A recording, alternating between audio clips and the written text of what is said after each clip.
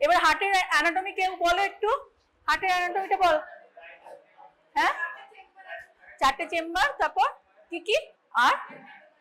হ্যাঁ, আচ্ছা তাহলে হ্যাঁ, আচ্ছা 4টে চেম্বার আছে। 2/3 of the mass left side of স্টার্নামে থাকে, তাই তো? অ্যাপেক্স থাকে just above the diaphragm and base top of the heart lies at the level of the second rib.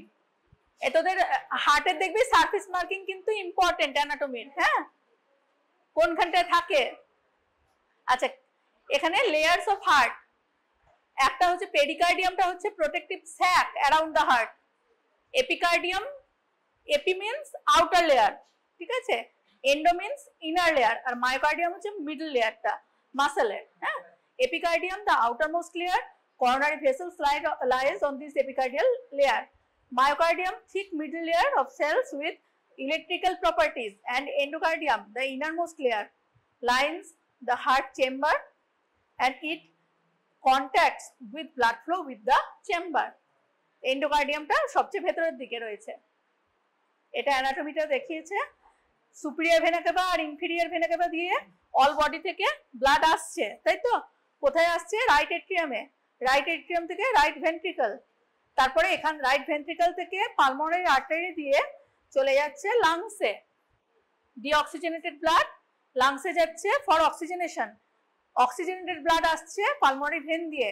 গোটা বডির মধ্যে এটাই একটা এক্সেপশন যে আর্টারিটা ক্যারি করছে ডিঅক্সিজেনেটেড ব্লাড আর পালমোনারি ভেনগুলো অক্সিজেনেটেড ব্লাড, তাই তো? দিয়ে লাংস থেকে নিয়ে এসে দিচ্ছে কোথায়? লেফট এট্রিয়ামে, লেফট এট্রিয়াম থেকে লেফট ভেন্ট্রিকল, তারপরে অ্যাওর্টা হয়ে হোল বডিতে যাচ্ছে, ঠিক আছে? এবার আমরা বলবো অ্যাকিউট করোনারি সিনড্রোম কাকে বলবে না? A list of diagnosis that affect the cardiac system indicates the interruption of blood flow to the heart. যখন blood flow to the heart interrupted হবে তখন আমরা এই অ্যাকিউট করোনারি সিনড্রোম ওটাকে বলবে। এখানে কতগুলো আছে, মানে একটা নিয়েই জাস্ট নয়, সিনড্রোম মানে অনেকগুলো। হ্যাঁ, তাই তো? তো কি কি হতে পারে? Unstable angina, ST elevated MI আর non ST elevated MI. What causes acute coronary syndrome to develop? কি করলে হবে না? imbalance between the supply and the demand of oxygen. Oxygen যেটা সাপ্লাই হচ্ছে আর অক্সিজেন ডিমান্ড, সেখানে যদি ইমব্যালেন্স হয় তখন এটা ইউজুয়ালি ডেভেলপ করে। কখন ইমব্যালেন্স, কখন এই ইমব্যালেন্সটা হবে? ধরো ভিগোরাস এক্সারসাইজ করছে, হ্যাঁ, তো তখন তাহলে কি ডিমান্ড বেড়ে যাচ্ছে, সাপ্লাই কমছে, তাই তো? সাপ্লাইটা ততটা হচ্ছে না অ্যাজ পার ডিমান্ড, তো তখন একটা অ্যাকিউট করোনারি সিনড্রোমের চান্স আছে।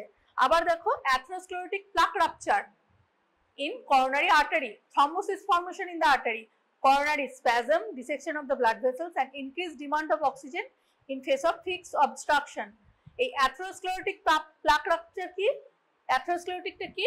আমাদের হার্টের কার্ডিয়াক আর্টারির মধ্যে যদি প্লাক কখন ফর্মেশন হবে, কতগুলো ফ্যাক্টর হতে পারে, যেমন ধরো হাইপারটেনশন, ডিসলিপিডিমিয়া, হ্যাঁ, তারপরে স্ট্রেসফুল লাইফস্টাইল, এইসব ক্ষেত্রে তখন ওর ভেতরে আর্টারির মধ্যে প্লাক হচ্ছে। প্লাকটা কি কি? মানে ক্লটিং মেটেরিয়াল গুলো, ফিব্রিনোজেন, হ্যাঁ, লিপিড পার্টিকেল, এগুলো সব মিলে একটা প্লাক তৈরি করছে। এই ওই প্লাকটা যদি রাপচার হয়ে যায়, যতক্ষণ প্লাকটা আছে অবস্ট্রাকশন হচ্ছে কিন্তু অতটা অসুবিধা হয় না, কিন্তু প্লাকটা পুরোপুরি ডিসলজ হয়ে গেলে তখন ওটা আর্টারিকে ব্লক করে দেওয়ার চান্সটা বেড়ে যায়, তখন এই এমআই বা অ্যাকিউট করোনারি সিনড্রোম হওয়ার চান্সটা বাড়ছে।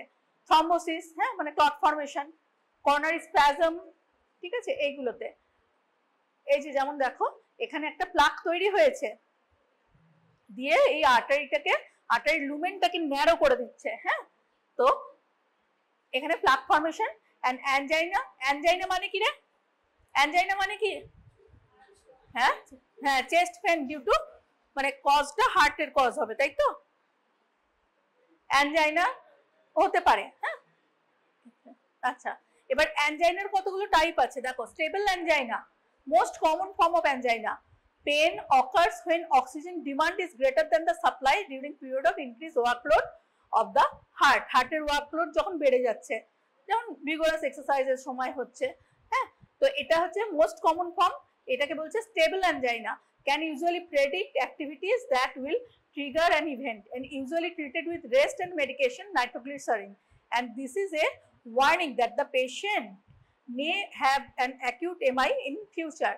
স্টেবল অ্যাঞ্জাইনায় কি হচ্ছে, পেশেন্টের বুকে ব্যথা হচ্ছে, ব্যথা নিয়ে পেশেন্ট এলো, আমি বললাম যে 10-15 মিনিট আপনি রেস্ট নিন, তো বা পেশেন্ট নিজেই বাড়িতে কাজ করছিল, ও বুকে ব্যথা হলো, ও শুয়ে পড়লো, 15 মিনিটে ওর ব্যথাটা চলে গেল। অথবা নাইট্রোগ্লিসারিন, দেখবে আমরা খুব কমন শুনে থাকি সরবিট্রেট, হ্যাঁ, চেস্ট পেন হলে সরবিট্রেট দেয় ডাক্তার, তাই তো?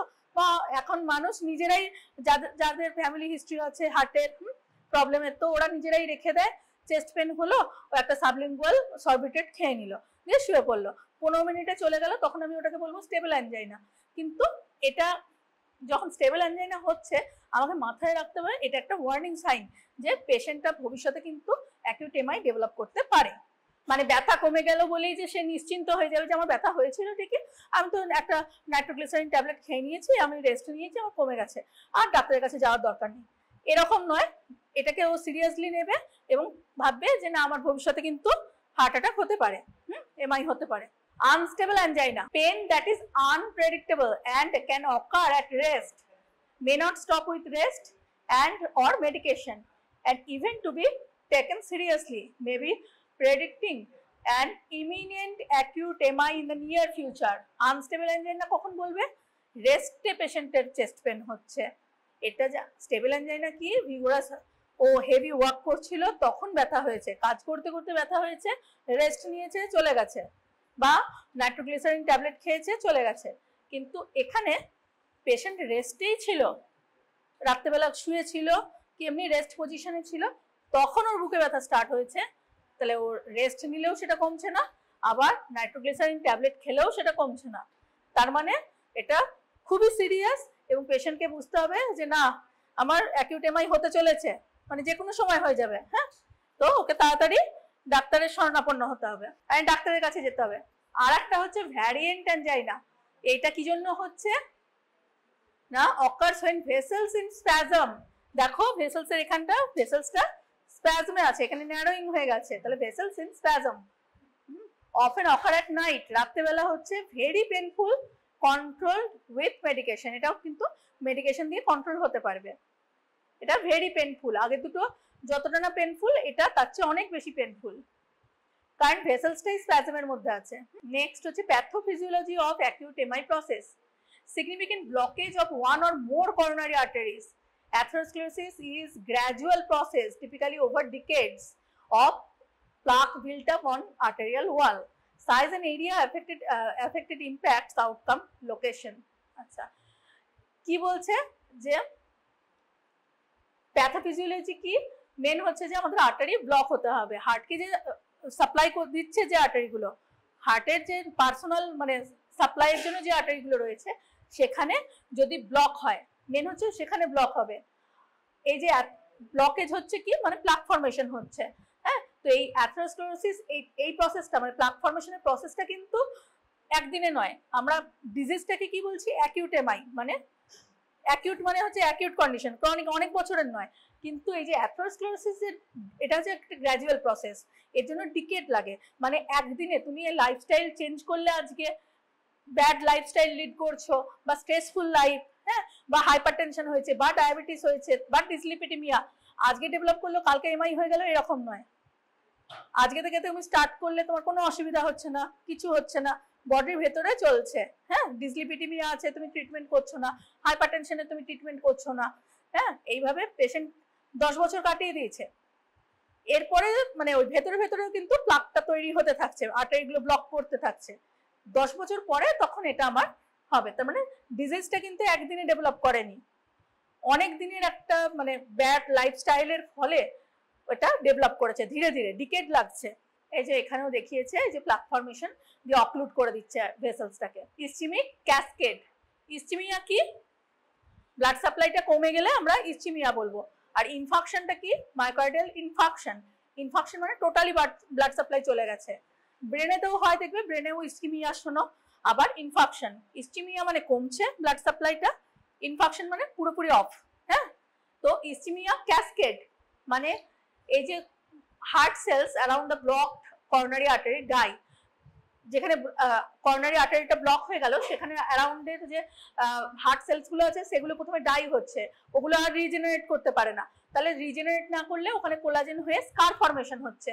হ্যাঁ, স্কার ফর্মেশন হচ্ছে, তারপরে ওই injured heart tissue conducts electrical impulse more slowly, দিয়ে এটা একটা ক্যাসকেড ডিসরিথমিয়া তৈরি করছে। হ্যাঁ, ভেন্ট্রিকুলার অ্যানিউরিজম তৈরি করছে। তো এটা একটা ক্যাসকেড চলতেই থাকছে। প্যাথোফিজিওলজিক্যাল, আচ্ছা pathological types of MI. Acute MI এর কতগুলো টাইপস আছে, যেমন transmural atherosclerosis affected a major coronary artery. যখন মেজর করোনারি আর্টারিকে ইনভলভ করবে তখন ট্রান্সমুরাল বলবো। MI extends through whole thickness of the heart muscles. হ্যাঁ, অ্যান্টিরিয়ার হতে পারে, posterior, inferior, lateral, septal walls. ঠিক আছে। আর একটা কি ভ্যারাইটি, এসটি এলিভেটেড এমআই। হ্যাঁ, এসটি এলিভেটেড মানে আমরা ইসিজি ফিজিওলজিতে পড়েছো তো, ইসিজির যে এসটি সেগমেন্টটা যদি এলিভেটেড হয় সেটা এক ধরনের এমআই হবে। হ্যাঁ, আবার কিউ ওয়েভও দেখা যেতে পারে। আর একটা হচ্ছে sub endocardial, small areas below surface of the wall involved in left ventricle, ventricular septum and the papillary muscles. এখানে এসটি ডিপ্রেশন নোট করা যায়। ম্যাক্সিমাম এমআই এর ক্ষেত্রে আমরা এসটি এলিভেশন ইসিজিতে দেখতে পাবো। আবার কিউ ওয়েভও কিছু ক্ষেত্রে দেখা যায়, আবার কিছু ক্ষেত্রে এসটি ডিপ্রেশনও দেখা যায়। করোনারি সার্কুলেশন, করোনারি সার্কুলেশনের মধ্যে কি কি আর্টারি আছে দেখো, করোনারি আর্টারিজ। হ্যাঁ, করোনারি আর্টারিজ এর মধ্যে আচ্ছা আর হচ্ছে collateral circulation, protective mechanism to provide alternative path of blood flow in case of system blockage. আচ্ছা, টেক্স টাইমস টু ডেভেলপ কোলাটারালের। আর কি কি রয়েছে, left coronary artery, left coronary artery branches anterior descending artery, circumflex artery. Right coronary artery তার branches হচ্ছে posterior descending artery, marginal artery. Right coronary artery, posterior descending artery, marginal artery. আচ্ছা, এখানে দেখো ইসিজি এটার মধ্যে দেখিয়েছে এই যে এস আর টি, এই এসটি সেগমেন্ট এলিভেশন হচ্ছে। হ্যাঁ, বেশিরভাগ ক্ষেত্রে ইসিজি চেঞ্জ বলতে আমরা এসটি সেগমেন্ট এলিভেশনটাই দেখতে পাই। হ্যাঁ, এখানে কত মানে কত মিলিমিটারের ওপর হলে মেলদের ক্ষেত্রে বলবো এসটি এলিভেটেড, আর ফিমেলের ক্ষেত্রে কত বেশি হলে তখন বলবো। ডায়ামিটারটা বলেছে, ওটা তোমাদের অতটা লাগবে না। পেশেন্ট কি কমপ্লেন নিয়ে আসবে। হ্যাঁ, পেশেন্ট কমপ্লেন্টস অ্যান্ড ইভ্যালুয়েশন, কিভাবে আমরা একটা পেশেন্ট চেস্ট পেন নিয়ে এসছে তাকে ইভ্যালুয়েট করব কিভাবে। Symptom that persist beyond 15 minutes, patient এসে বলবে যে চেস্ট পেন হচ্ছে এবং 15 মিনিটের বেশি ধরে ওটা হচ্ছে, যদি সে অ্যাকিউট অবস্থাতেই আসে, মানে ব্যথা করেছে সে চলে এসছে, আর ব্যথা কমে গেলে তো ঠিক আছে, সে আর হয়তো এলো না তখনকার মতো। Symptom that persist beyond 15 minutes. Remember that symptoms may be vague and always consider worst case scenario and hope for the best. মানে ধরো আরো তো কিছু কিছু কন্ডিশন আছে, চেস্ট পেন মানেই যে অ্যাকিউট এমআই তা তো নয়, কিন্তু তুমি কিভাবে ভাববে, ধরো পেশেন্ট এসছে তোমার কাছে চেস্ট পেন নিয়ে, তুমি কিন্তু সবার আগেই ভাববে না যে পেশেন্টটার অ্যাসিডিটি হয়েছে তার জন্য চেস্ট পেন হচ্ছে, কি মাসকুলার একটু শোয়ার অসুবিধা হয়েছে, মাসকুলার পেন। তোমাকে মাথায় সবসময় ওর্সটাই তুমি রাখবে যে পেশেন্টের চেস্ট পেন হচ্ছে তার মানে ওর অ্যাকিউট এমআই হয়েছে, সেইভাবেই তুমি ইসিজি করতে দেবে।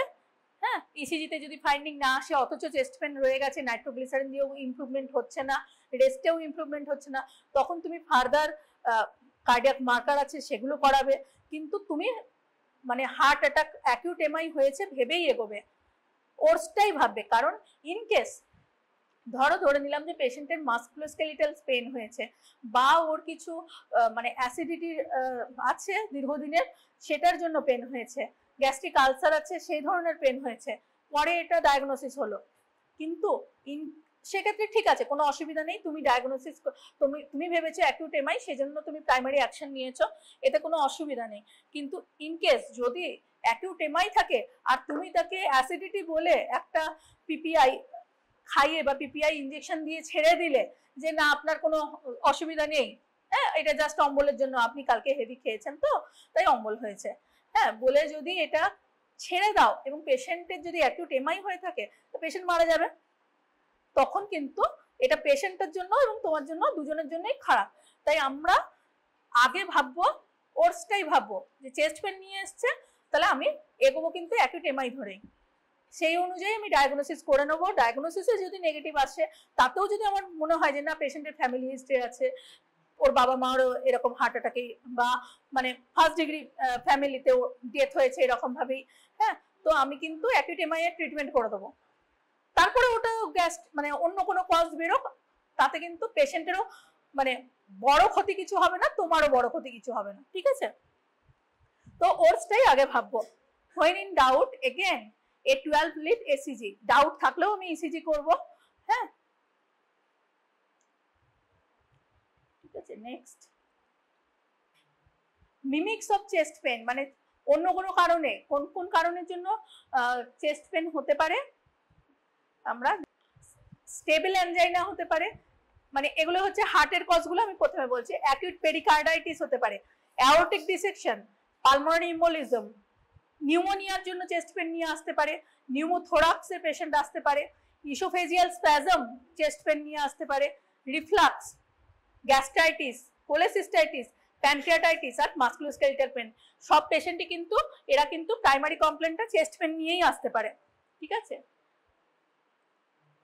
নন atherosclerotic causes of acute MI in younger patient, মানে অ্যাথেরোস্ক্লেরোটিক প্লাক ফর্মেশন হয়নি কিন্তু ইয়াং পেশেন্ট অ্যাকিউট এমআই নিয়ে প্রেজেন্ট করছে, কখন? Emboli from infected cardiac valve, যদি এম্বোলাই হয় হার্টের ভালভে, হ্যাঁ, coronary occlusion from vasculitis, coronary artery spasm, cocaine use করে ইয়াং পেশেন্ট, কোকেন ইউজ করে, সে অ্যাকিউট এমআই নিয়ে প্রেজেন্ট করতে পারবে যদিও তার অ্যাথেরোস্ক্লেরোটিক কোনো চেঞ্জ হয়নি। Congenital coronary anomaly, coronary trauma, increase oxygen demand, decrease oxygen delivery like in anaemia, এই কেসে পেশেন্ট অ্যাকিউট এমআই নিয়ে প্রেজেন্ট করবে যদিও তার অ্যাথেরোস্ক্লেরোসিস ডেভেলপ করেনি। আচ্ছা, কোথায় কোথায় পেন নিয়ে আসতে পারে দেখো। পেন মানে চেস্ট পেন হলো সেটা রেডিয়েট করছে লেফট হ্যান্ডের দিকে, হ্যাঁ, chest pain radiating to right hand, jaw pain, epigastric রিজিয়নে পেন, ব্যাক পেন, হ্যাঁ। তো চেস্ট পেন মানে যে শুধুই চেস্টেই পেন হচ্ছে সেটা নাও হতে পারে, পেশেন্ট প্রেজেন্ট করতে পারে যে আমার ব্যথাটা এই বাঁ হাতের দিকে ব্যথা হচ্ছে, হ্যাঁ, বা জতে পেন হচ্ছে। এপিগ্যাস্ট্রিক রিজিয়নে পেন হলো তুমি ভাবলে গ্যাস্ট্রিক আলসার, নাও হতে পারে, হ্যাঁ, এমআই পেশেন্টও এপিগ্যাস্ট্রিক পেন নিয়ে প্রেজেন্ট করতে পারে। ব্যাকে পেন হচ্ছে, তুমি ভাবলে মাস্কুলোস্কেলিটাল পেন, নাও হতে পারে, এটা অ্যাকিউট এমআই এর প্রেজেন্টেশনও হতে পারে। অ্যাটিপিক্যাল প্রেজেন্টেশন এগুলো তো বললাম, হ্যাঁ। ওমেনদের ক্ষেত্রে এখানেও কিন্তু চেস্ট পেন, এপিগ্যাস্ট্রিক পেন হতে পারে, ব্যাক পেন নিয়ে প্রেজেন্ট করতে পারে, হ্যাঁ। অ্যানাটমিক্যাল ফ্যাক্টর, ফিজিওলজিক্যাল ফ্যাক্টর, এগুলো হ্যাঁ সবই আমাদের মাথায় রাখতে হবে, ঠিক আছে। Atypical presentation, elderly patient, dyspnoea, হ্যাঁ, মানে শ্বাসকষ্ট হচ্ছে পেশেন্টের, ডায়াফোরোসিস, খুব ঘামছে, হ্যাঁ, নশিয়া, গা বমি ভাব, সিনকোপ, হঠাৎ অজ্ঞান হয়ে গেছে, এগুলো সবই কিন্তু অ্যাকিউট এমআই এর প্রেজেন্টেশন হতে পারে। and may have atypical presentation most likely due to altered pain perception, বয়স্ক পেশেন্টের পেন পারসেপশনটাও অল্টার করছে, তো সেই ধরনের প্রেজেন্টেশন নিয়েও কিন্তু বয়স্ক পেশেন্ট প্রেজেন্ট করতে পারে। লং স্ট্যান্ডিং ডায়াবেটিস যদি থাকে, diabetes itself acts as a risk factor, ঠিক আছে, তো সেটা আমাদের মাথায় রাখতে হবে। এবার আমরা ডায়াগনোসিস করব কি করে? প্রথমেই পেশেন্টকে হিস্ট্রি নিচ্ছি, ঠিক আছে, যে তার ফ্যামিলি হিস্ট্রি আছে কিনা, লাইফস্টাইল কিরকম, খাওয়া দাওয়া কিরকম করে, কিসে জব করে, ধরো কর্পোরেট ওয়ার্ক করছে, স্ট্রেসফুল লাইফ, তো সেটা একটা হিস্ট্রি নিলাম। তারপরে ফ্যামিলি হিস্ট্রি আছে কিনা, হার্টের প্রবলেম আছে কিনা ফ্যামিলিতে, সেটা জানলাম। তারপরে আমি একটা 12 লিড ইসিজি করতে দিলাম, হ্যাঁ। ইসিজিতে আমাদের যদি পজিটিভ চেঞ্জ থাকে কি কি হতে পারে, এসটি এলিভেশন হতে পারবে, আবার প্যাথোলজিক্যাল কিউ ওয়েভ দেখা যেতে পারবে, আবার এসটি ডিপ্রেশন অনেক সময় হয়। এগুলোতে হলো না তখন আমি কার্ডিয়াক মার্কার, কিছু মার্কার আছে সেগুলো করতে দিতে পারি, যেমন ধরো প্রপোনিন, হ্যাঁ, একটা এখানে দেখো কার্ডিয়াক মার্কার গুলো বলছে, এর মধ্যে দেখো এই যে মায়োগ্লোবিন, হ্যাঁ, মায়োগ্লোবিনটা কি হচ্ছে, এই মানে হরাইজন্টাল অ্যাক্সিসটা টাইম শো করছে ঘন্টায়, হ্যাঁ, 0 আওয়ার মিন্স যখন চেস্ট পেনটা হয়েছে বা অ্যাকিউট এমআইটা হয়েছে যখন, হ্যাঁ, 0 আওয়ার। এখানে দেখো মায়োগ্লোবিন প্রথমেই আছে, মায়োগ্লোবিন আমাদের 0 আওয়ারে মায়োগ্লোবিনটা একদম শার্প পিক হয়ে যাচ্ছে, তারপরে আবার ওটা 36 ঘন্টা মানে 40-এর আগেই, 1.5 দিনের আগে আবার বেস লাইন টাচ করে দিচ্ছে। তারপরে পেশেন্ট যদি অ্যাকিউট চেস্ট পেন হয়েছে এবং সঙ্গে সঙ্গে আসে, তখন যদি আমি মায়োগ্লোবিন করতে দিই আমি পজিটিভ পাবো, তাই তো। কিন্তু 2 দিন পরে এলে আর আমি মায়োগ্লোবিন করতে দিলে পাবো না। ধরো পেশেন্টের চেস্ট পেন হয়েছিল ও বুঝতে পারেনি, ও রেস্ট নিয়েছে, ও ঠিক হয়ে গেছে কি ব্যথাটা যাও করে তখনকার মতো ইনজেকশন দিয়ে হ্যাঁ পিপিআই খেয়ে সরবিটেট খেয়ে ওর ব্যথা কমে গেছে, ও আর আসেনি ডাক্তারের কাছে। কাজেরও চাপ ছিল, দুদিন পরে উইকেন্ডে ও আপনার এসছে ডাক্তারের কাছে, আমার সময় হয়েছে আমি যাই। হ্যাঁ, তো দুদিন পরে এসছে, তখন কিন্তু আর মাইগ্লোবিন টেস্ট করতে দিলে আমি পজিটিভ পাবো না। তারপরে আমরা আমাদের দেখো টোটাল সিকেটা তারপরে ওটাও 0 আওয়ার থেকে ওটা বাড়তে শুরু করে। হ্যাঁ, বাড়তে শুরু করছে, পিকটা দেখো 24 ঘন্টার মধ্যে, এই 24 ঘন্টায় পিকে আসছে, তারপরে এটা কমে যাচ্ছে 80 ঘন্টা, মানে 80 পরে 80 থেকে 90 এর আগে এটা কমে চলে আসছে বেস লাইনে। তাহলে এই টাইমের মধ্যে যদি পেশেন্ট আসে আর আমি টোটাল সিকে করতে দিই তাহলে আমি পজিটিভ পাবো। থার্ড হচ্ছে সিকেএমবি। সিকেএমবিটা দেখো এটাও কিন্তু 0 আওয়ারের পরেই বাড়তে শুরু করে দিচ্ছে, মোটামুটি 1.5 দিন 36 ঘন্টায় পিকে যাচ্ছে, হ্যাঁ 40 ঘন্টার আগেই, তারপরে ওটা আবার নামছে, নেমে নেমে এভাবে 100 ঘন্টার পর থেকে আরো নেমে গিয়ে মোটামুটি বেসলাইন টাচ করছে না, কিন্তু কমে যাচ্ছে। তাহলে সিকেটা আমি মোটামুটি এই এত মানে 90 ঘন্টা অবধি আমি এটাকে সিকেটা যদি সিকেএমবিটা যদি করতে দিই তাহলে আমি পজিটিভ পাবো। তারপরে দেখো এলডিএইচ এইটা, হ্যাঁ এলডিএইচটাও দেখো এরকম 0 আওয়ারের পর থেকে এটা বাড়তে শুরু করছে, পিকে যাচ্ছে 24 ঘন্টায়, হ্যাঁ তারপরে আবার ওটা নামতে শুরু করে দিচ্ছে, এবং মানে 3 দিন মানে দেখো 75 ঘন্টা বা 70 ঘন্টায় কিন্তু বেসলাইন চলে আসছে। তাহলে এই টাইম পিরিয়ডের মধ্যে যদি আমি এলডিএইচ করতে দিই তাহলে অ্যাকিউট এমআই এর ক্ষেত্রে আমি পজিটিভ পাবো। আর এই ট্রোপোনিন আইটা দেখো 0 আওয়ারের পর থেকে আস্তে আস্তে বাড়ছে এবং এই 3 দিনের দিনে মানে 80 ঘন্টার আগে ওটা পিকে যাচ্ছে, তারপরে আবার স্লোলি ডিক্রিজ করছে, হ্যাঁ স্লোলি ডিক্রিজ করছে, 160 ঘন্টার পরেও কিন্তু ও যথেষ্টই বেশি থাকছে, তখনও কিন্তু বেসলাইন টাচ করছে না। তাহলে আমি মানে কতটা পিরিয়ড পাচ্ছি দেখো, এই টাইমের মধ্যে যদি পেশেন্ট আসে মানে 7 দিনের মধ্যে পেশেন্ট যখন খুশি আসুক, আমি যদি ট্রোপোনিন টিটা বা ট্রোপোনিন আই যদি আমি করতে দিই তাহলে কিন্তু আমি পজিটিভ পাবো। তাহলে সাধারণত কি করা হয় যে বাইরে সেটআপে, হ্যাঁ মানে তুমি আছো পেশেন্ট দেখছো তোমার ক্লিনিকে, তখন কিন্তু ওই আমরা প্রথমে ইসিজি করতে দিই, তারপরে সন্দেহ হলে আমি আবার টপটি, যদি ইসিজিতে পজিটিভ এলো তো মিটে গেল, আমি অ্যাকিউট এমআই বলে দিলাম, কিন্তু যদি না আসে তখন আবার টপটি বা টপাই করতে দেওয়া হয়, কারণ ওটা দেখো আমি অনেক দিন অবধি মানে 160 ঘন্টা অবধি ওটা কিন্তু আমি পজিটিভ পাবো যদি পেশেন্টের এমআই হয়ে থাকে। হ্যাঁ, অন্যান্যগুলো এগুলো ধরো এলডিএইচ সিকেএমবি এগুলোও করা হয় হসপিটাল সেটআপে, পেশেন্ট এলো, হ্যাঁ তো খুব তাড়াতাড়ি চলে এলো, মানে চেস্ট পেন হয়েছে ও হসপিটাল চলে এসছে, তখন আমরা এগুলোও করতে পারি, এলডিএইচ সিকেএমবি এগুলো, ঠিক আছে।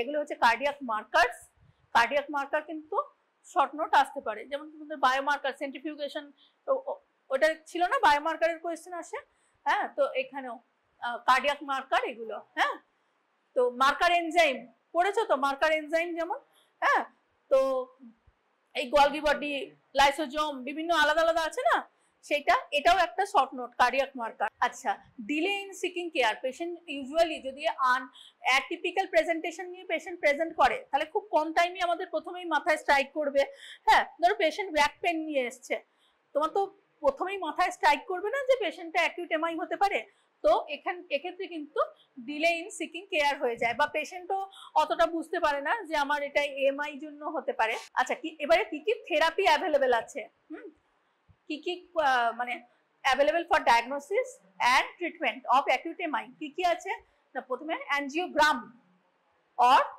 Cardiac catheterization, insertion of long flexible tube into the artery or the vein, dye injected to evaluate the blood flow through the coronary arteries, coronary artery মধ্যে blood flowটা কিরকম হচ্ছে, ইনট্যাক্ট আছে কিনা দেখার জন্য ডাই ইনজেক্ট করা যেতে পারে।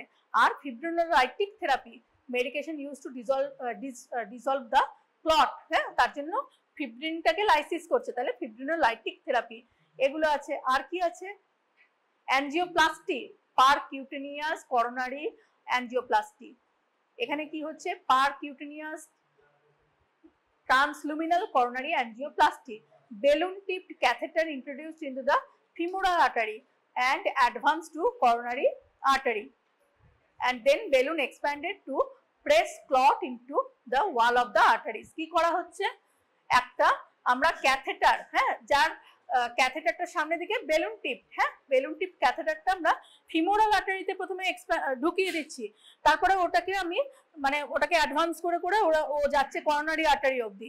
তাহলে ফিমোরাল আর্টারিতে পায়ের দিকে ঢোকানো হচ্ছে, কিন্তু ওর দিয়ে ও কিন্তু যাচ্ছে করোনারি আর্টারির দিকে। তারপরে যখন জায়গাটায় যেখানটায় আমার ক্লটটা হয়েছিল সেইখানে গিয়ে আমি বেলুনটাকে এক্সপ্যান্ড করে দিচ্ছি, দিয়ে ক্লটটাকে কি করছি, প্রেস করে দিচ্ছি দেয়ালে, হ্যাঁ, মানে তাহলে কি তোমার অক্লুশন যেটা হয়েছিল সেটা ব্লক যেটা হয়েছিল সেটা ছাড়লো, হ্যাঁ। Stent may be left to the lumen open, আবার স্টেন্টও অনেক সময় বসানো হয়। ডোর টু বেলুন, এই টার্মটা একটা শুনবে। ডোর টু বেলুন কাকে বলা হচ্ছে, এই যে ধরো পেশেন্ট ডক্টরের ডোরে এসছে বা হসপিটালের ডোরে এসছে, আর সেখান থেকে এই বেলুন অ্যাঞ্জিওপ্লাস্টিটা যে করা হচ্ছে সেইটার যে টাইমটা, যখন বেলুনটা এক্সপ্যান্ড করে দেওয়া হচ্ছে, এইটার টাইমটা, এটা খুব ভাইটাল টাইম। পেশেন্ট যত তাড়াতাড়ি তোমার কাছে আসবে তত তাড়াতাড়ি তুমি ওটি করতে পারবে। যদি ধরো একটা প্রপার সেটআপে চলে এলো, হ্যাঁ, হসপিটালে যেখানে এই ফেসিলিটিগুলো আছে, যত তাড়াতাড়ি এলো তত তাড়াতাড়ি তুমি কি করলে, পেশেন্টকে বুঝে গেলে যে হ্যাঁ অ্যাকিউট এমআই হয়েছে, তুমি আর্টারি ব্লক আছে, তুমি তাড়াতাড়ি তাকে ওটি টেবিলে তুলে দিলে, একদম বেলুন অ্যাঞ্জিওপ্লাস্টি করে দিলে, পেশেন্টের সারার চান্সটা অনেক বেশি হয়ে যাবে। তাহলে এই টার্মটা একটা ভাইটাল, হ্যাঁ। আর সিএবিজি ওপেন হার্ট, হ্যাঁ, এখানে করোনারি আর্টারি বাইপাস গ্রাফটিং কি করা হচ্ছে, এটাও একটা সার্জারি। করোনারি আর্টারি বাইপাস মানে ওটাকে বাইপাস করে দিচ্ছি, যেখানে আমার ব্লকেজটা হয়েছে আমি পা থেকে একটু ভেন নিলাম, হ্যাঁ, ভেন নিয়ে small vein remove from the patient, হ্যাঁ, ইউজুয়ালি লেগ থেকে নিয়ে নেওয়া হচ্ছে, attach to the aorta and then a point beyond and bypassing the blockage, যেখানে ব্লক হয়েছে ওটাকে আমি কিছু করলাম না, পা থেকে একটা ভেন নিয়ে বাইপাস করে দিলাম, যাতে আমার ফ্লোটা আবার পরে ঠিকঠাকই হয়ে যায়, ওই ক্লটটা যেখানে আছে থাক, আমি খালি চ্যানেলটা মানে লাইনটাকে বাইপাস করে দিলাম, হ্যাঁ। তো এটাও একটা পদ্ধতি, সার্জারির পদ্ধতি। Left bundle branch block pattern and paced rhythm, acute এমআইতে তোমার রিদমটাও আস্তে আস্তে চেঞ্জ হচ্ছে, এখানে ইসিজি চেঞ্জগুলো দেখিয়েছে, তোমাদের অতটা লাগবে না। ইসিজিতে কি চেঞ্জ হয় বললে, এসটি সেগমেন্ট এলিভেশন হয়, অনেক সময় কিউ ওয়েভ দেখা যায়, হ্যাঁ, আর এসটি ডিপ্রেশনও দেখা যায় কিছু ক্ষেত্রে, এটুকু বললেই হবে। তাহলে আমরা adult patient acute coronary syndrome নিয়ে এসছে, আমরা কি করব, routine medical care 12 lead ECG করব, হ্যাঁ। ইসিজিতে যদি মানে স্টেমি এসটি এলিভেশন থাকে তাহলে তো ওটা আমি কনফার্ম হয়েই গেলাম, তারপরে তাকে ট্রিটমেন্ট দিলাম সেই অনুযায়ী, আর না হলে পেশেন্টের স্টেবল অ্যাঞ্জাইনা না আনস্টেবল অ্যাঞ্জাইনা সেটাকে ডিটারমাইন করব। What is the level of the consciousness, মানে পেশেন্টের সিনকোপ হয়েছিল কিনা, হ্যাঁ, ব্লাড প্রেশার কেমন থাকে, এই প্যারামিটারগুলো দেখব। দেখে নিয়ে আমি ধরো পেশেন্টের আমি এই মানে টেস্ট করতে দিলাম, ইসিজি করতে দিলাম, প্রথমে ইসিজি চেঞ্জ আছে, আমি বুঝে গেলাম যে এএমআই আছে, হ্যাঁ। তার সঙ্গে প্যারালালি কিন্তু আমি ওকে রেস্ট পজিশনে থাকতে বলবো, আর কি দেবো, আমি সরবিটেড নাইট্রোগ্লিসারিন ট্যাবলেট খাইয়ে দেবো সাবলিঙ্গুয়ালি রাখবে, ওটা ওখান থেকে অ্যাবজর্ব হবে, সাবলিঙ্গুয়ালি মানে জিভের তলায়, হ্যাঁ। সরবিটেটের ডোজ কিরকম দেওয়া হয়, ম্যাক্সিমাম 25 মিলিগ্রাম অবধি দেওয়া যায়। প্রথমে তুমি 10 মিলিগ্রাম দিলে, 5 মিলিগ্রামের ট্যাবলেট হয়, 2টো ট্যাবলেট দিয়ে দিলে, সে রাখলো, 5 মিনিট ওয়েট করলে, 5 মিনিটে ব্যথা কমে গেল, ঠিক আছে, না কমলো তুমি আবার একবার দিলে 10 মিলিগ্রাম, কমলো না আর একবার দিতে পারবে, টোটাল 25 মিলিগ্রাম তুমি দিতে পারবে। দিলে তার সঙ্গে প্যারালালি তুমি কি করবে, অ্যাসপিরিন দেবে 324 মিলিগ্রাম লোডিং ডোজ, হ্যাঁ। অ্যাসপিরিনের কাজ কি, তোমাদের পরীক্ষার কোয়েশ্চেন এসেছিল না অ্যাসপিরিন, হ্যাঁ, এটা খুব ইম্পর্টেন্ট, হ্যাঁ। অ্যাসপিরিন অ্যান্টিকোয়াগুলেন্ট হিসেবে কাজ করছে, তাহলে আমি পেশেন্ট অ্যাকিউট এমআই পেশেন্টকে অবশ্যই অ্যাসপিরিন দেবো, এবং প্রথমে একটা হাই ডোজ দিয়ে দেবো, 75 মিলিগ্রামের ট্যাবলেট হয়, আমি 4টে ট্যাবলেট ওকে স্ট্যাট খাইয়ে দেবো, হ্যাঁ। চিউয়েবল ট্যাবলেট ও চিবিয়ে মানে হ্যাঁ চুষে খেয়ে নেবে, ঠিক আছে। এবারে এটা তোমার মানে ধরো ইসিজিতে ফাইন্ডিং এলো না এমআই, তখনও কিন্তু তুমি এই জিনিসটাই করবে, হ্যাঁ। কারণ তুমি ওয়ার্স্ট সিনারিওটা মাথায় রাখবে যে পেশেন্ট চেস্ট পেন নিয়ে এসছে, ওর অ্যাকিউট এমআই হতে পারে, ব্যথা কমছে না, ইনজেকশন আর ধরো পেশেন্টের প্রেশার খুব কম আছে, তখন সেক্ষেত্রে আমরা ফ্লুইড দিতে পারি ওকে, হ্যাঁ। আর পেনের জন্য আমরা মরফিন ইনজেকশন দিতে পারি, ঠিক আছে। 2 মিলিগ্রাম আইভি দেবো ওভার 2 মিনিটস, মানে খুব স্পিডে দিয়ে দেবো না, মরফিনের ইঞ্জেকশনটা আমি ইন্টারভেনাসলি দেবো, কিন্তু স্লো দেবো, 2 মিনিট ধরে ইঞ্জেকশনটা দেবো, 2 মিলিগ্রাম ইঞ্জেকশনটা আমি 2 মিনিট ধরে দেবো, ঠিক আছে? স্লো আইভি মরফিন ইঞ্জেকশন দেবো। এটা আবার চাইলে মানে ব্যথা না কমলে রিপিট করা যেতে পারে। আর অ্যাসপিরিনটা নিয়ে কি বলছে, অ্যাসপিরিনটা আমরা একটা এই যে দেখো, better to have patient take an extra dose then to totally miss any coverage of aspirin. মানে অ্যাসপিরিন আমি যদি আমার কনফার্মেশন ডায়াগনোসিস কনফার্ম নাও হোক যে অ্যাকিউট এমআই, ইসিজিতে ধরা পড়ছে না, আমি ট্রপটিও নেগেটিভ পাচ্ছি, ট্রপাই নেগেটিভ পাচ্ছি, তবুও পেশেন্টের চেস্ট পেন কমছে না, আমি তাকে অ্যাসপিরিনের 4টে ট্যাবলেট 324 মিলিগ্রাম আমি ওকে দেবই। এক্ষেত্রে দিলে পরে পেশেন্টের ক্ষতি কিছু হবে না, কিন্তু বাই চান্স যদি তুমি এটা মিস করো এবং পেশেন্টের অ্যাকিউট এমআই হয়ে থাকে, তাহলে এই অ্যান্টিকোয়াগুলেন্ট অ্যাসপিরিনটা না দেওয়ার জন্য পেশেন্টের কিন্তু মানে পেশেন্ট মারাও যেতে পারে। সেই জন্য better to give extra dose of aspirin, মানে টোটালি মিস করার থেকে আমি অ্যাসপিরিনের কভারেজ দিয়ে দেবো। তাতে যদি দেখা গেল যে না ওর তো এমআই ছিল না, আমি ওটা শুধুই দিয়ে ফেলেছি, তাতেও তোমাকে কেউ কিছু বলবে না। কারণ বাই চান্স যদি এমআই থাকে এবং তুমি মিস করো নাইট্রোগ্লিসারিন আর অ্যাসপিরিন দিতে, হ্যাঁ, তাহলে কিন্তু এটা খুবই অন্যায়, মানে পেশেন্ট তো মারা যাবেই, তোমার জন্য এটা খুব খারাপ। হ্যাঁ, তো আমরা অ্যাসপিরিনটা দিয়ে দেবোই।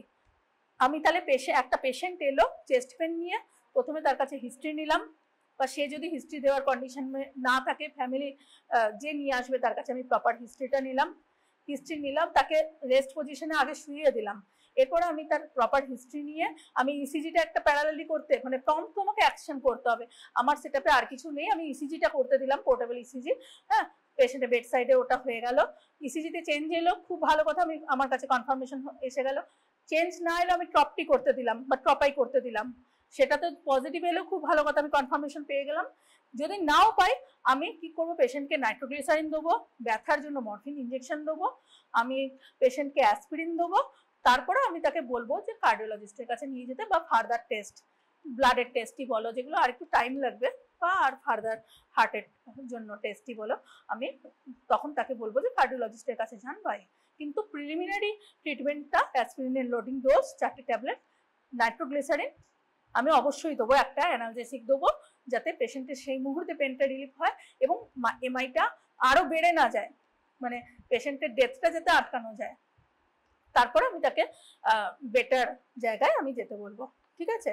বলে দিয়ে যে অ্যাসপিরিনটা রোজ একটা করে খাবেন, অ্যাসপিরিনের সঙ্গে আরো অনেক ট্রিটমেন্ট আছে, প্রেশার বেশি থাকলে প্রেশারের ওষুধ দেওয়া হয়, ক্লোপিটোগ্রেল বলে আছে একটা ওষুধ, সেই সব দেওয়া হয়। তো সেই সব ওষুধ দিয়ে আমি তাকে বলবো যে কার্ডিওলজিস্টের কাছে যেতে, কিন্তু প্রাইমারি ট্রিটমেন্টটা আমি করে দেবো যাতে পেশেন্ট ওই ভয়ের জায়গাটা থেকে বেরিয়ে আসে, যে মানে একদম যেতে যেতে রাস্তায় তার ডেথ হয়ে গেল, এই জিনিসটা যাতে না হয়। ঠিক আছে, বোঝা গেছে? আচ্ছা, এই অ্যাসপিরিনের ওপরে তোমাদের শর্ট নোট আসতে পারে, এসেও ছিল। হ্যাঁ, তোমাদের তো ক্লিনিক্যাল বায়োকেমিস্ট্রি একটা কেস দিয়ে দিল, পেশেন্ট একটা 45 বছরের মেল পেশেন্ট এসছে, কর্পোরেট ওয়ার্ক করে, চেস্ট পেন নিয়ে এসছে, কিংবা রাতের বেলা তার পেন হচ্ছে, ডিফারেন্সিয়াল ডায়াগনোসিস কি করবে, তো চেস্ট পেন কি কারণে হতে পারে সেই ডিফারেন্সিয়াল ডায়াগনোসিস গুলো তোমাকে লিখতে হবে। হ্যাঁ, তারপরে বলবে তুমি ডায়াগনোসিসের জন্য কি করবে, সেগুলো লিখতে হবে। এরপরে ট্রিটমেন্ট যদি বলে তো হ্যাঁ, তাহলে সেটাও লিখতে হবে। ঠিক আছে, কার্ডিয়াক মার্কারের উপরে শর্ট নোট আসতে পারে। এইটা বোঝা গেছে?